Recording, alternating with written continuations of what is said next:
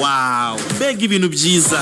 Hejuru ya music tuzaba dufite idasanzwe, hejuru y'ibirori bidasanzwe tuzaba dufite, hagiye kwiyongeraho no kureba, hagiye kwiyongeraho no kureba umukinnyi uhenze kurusha abandi bose mu mateka y'ikipe ya Rayon Sport, ukoze impuzandengo bwa mbere mu karere ka Nyanza. Bravas ya la la la la la, abantu muri Nyanza, Mugandamure n'ibindi bice byose bigize akarere ka Nyanza, mani iramanutse mu karere ka Nyanza, ibirori birabamanukiye.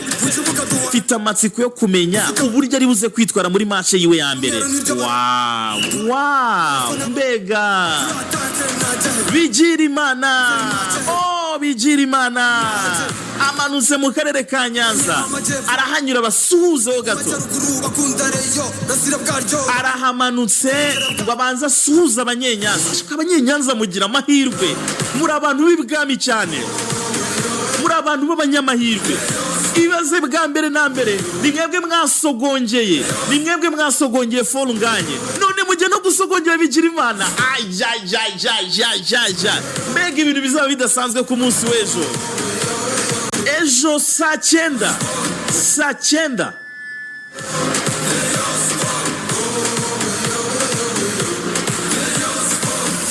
ejo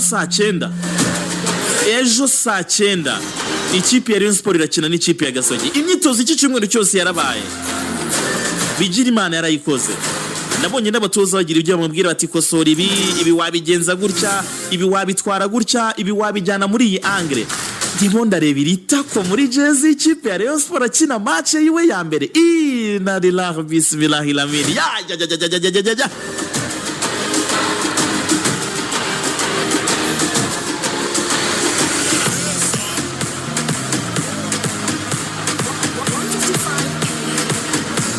nguyu twaramwakiriye mu Nzove, icyari gisigaye ni ugutangira kwe gukina sasa.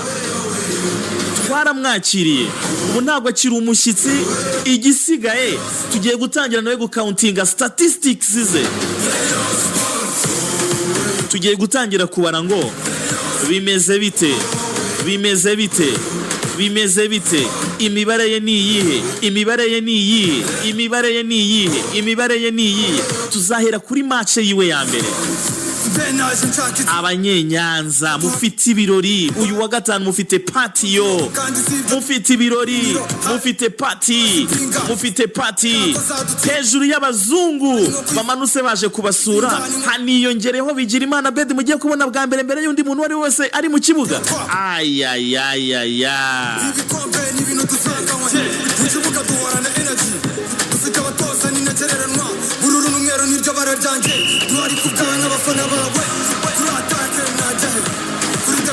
Aha rero niho mbabwira ngo abantu mwese muzaza mu karere ka Nyanza mugomba kwenjoyinga cyane, mugomba kwenjoyinga byo ku rwego rw'ejo.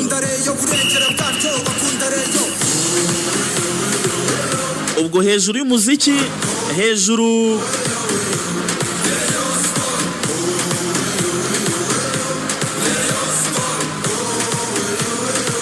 y'aba MCs baremereye cyane, ugashyiraho n'abakinnyi badasanzwe muzaba mugiye kubona, harimo nabo mugiye kubona bwa mbere. Abantu bari Nyanza murumva ko mugiye kuryoherwa cyane, mugiye kwenjoyinga ubuzima, mugiye kurya ubuzima bimwe byo ku rwego rwo hejuru, mugiye kurya ubuzima nshuti zanjye, ubuzima mugiye kuburya, mugiye kurya ubuzima cyane byo ku rwego rwo hejuru. Hanyuma nyakubahwa Kenis, iyi match muyiteguye mute mwebwe abantu bo muri Gasogi? Rekuze wumve hano Kenis wanjye, uze wumve Kenis, iyi match uyiteguye ute? Ureba n'abakinnyi bashya, ureba uburyo bashobora kureponda, ukareba eske chemistry yakora yaba ari hagati yande nande, wabigenza gute? Tutirengagije yuko ikipe yacu irimo abakinnyi benshi bashya, cyane abo ngaba bato n'abandi. Ibyo rero byose ubugendo ubugomba kubira mu mikino ya Gishuti ukabigerageza, ndatekereza yuko birimo biragenda neza. Ubu rero mu mikino nk'itatu ya mbere Gishuti cyari kikamijwe cyari icyo, ubu imikino ikurikiraho ni ukureba noneho aspect ya competition. kuvuga ngo winning mentality n'uburyo bigomba gushyirwa mu bikorwa. Aho naho tugeze. Ukomeje kuri iyo mikino isigaye cyangwa mu teganya imbere, hari umukino mufitanye n'ikipe ya Rayon Sport. Ku ruhande rwanyu groupe murabona ihagije, ishusho ngari uyu munsi Gasogi ifite, cyane ko umwaka w'imikino usa nkaho wegereje? Natekereza ko match dufitanye na Rayon Sport ni match nziza, ni match yego. Winjiye muri Rayon Sport rero turimo turakubona wambaye nimero 54. Iyo nimero uri buze gukomerezaho all ni haza jezi nshyashya turaza kubona Emery wambaye nimero yindi itari 54. Oya, iriya ni ya muri entraînement. Muri nimero yangira official ni 15. Nawe uri buze kuba wambaye. Nyanza banambaye. Yeah. All right. Hanyuma rero uyu wa gatanu ikipe ya Rayon Sport iraza gukina indi match ya Gishuti, tugiye gukina n'ikipe. Twataranye igitaramo cyiza cyane kigomba gusoza umunsi nyirizina wo kuwa gatanu tariki ya mbere z'ukwezi kwa munani. Ubwo turahava twita twitegura urugendo rwo ku itariki ya gatandatu.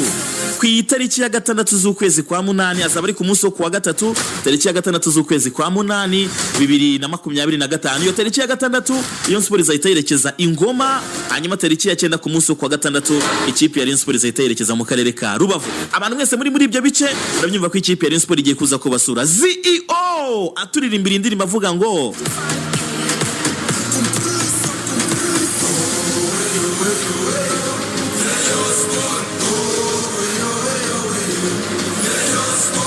waramse neza. Umeze ute? Iminzani musegeye mugendana. Waramse neza, waramse. Waramse. Tuganiriza uko uyu mukino w'ikipe ya Rayon Sport n'ikipe ya Gasogi United bawakiriye muri kampu y'ikipe ya Rayon Sport n'uburyo muri rusange bagomba kwitwara kuri uyu mukino. Ni Emery Bayisenge, reka tumumwanya abanza tuganirize kuri uyu mukino muri rusange. Ngira amahirwe yo gukina mu ikipe arimo abafana benshi, ariko haraciye iminsi nkina mu ikipe zitari abafana benshi, ariko mu by'ukuri yari image nziza cyane. Byaranshimishije kubona abafana ba Rayon Sport bangana kuriya. Muri match yangendekeye neza kandi yari ikaze gutsinda match ya mbere.